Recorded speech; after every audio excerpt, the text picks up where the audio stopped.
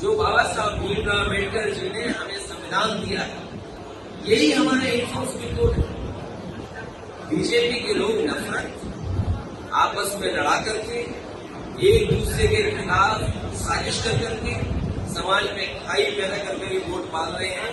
मुझे पूरा भरोसा है इस बार कोई भी रणनीति भारतीय जनता पार्टी की चलने वाली नहीं है। उत्तर प्रदेश में सफाया होने जा रहा है और जिस तरीके से गठबंधन या दल एक हो रहे हैं, वो दल तो हो ही रहे, दिल भी एक हो रहा है।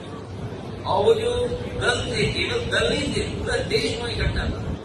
जम्मू कश्मीर से लेकर के कोने कोने से पार्टियों के लीडर्स आए थे, तो दल तो था ही इकट्ठा, लेकिन वह देश इकट्ठा हुआ था।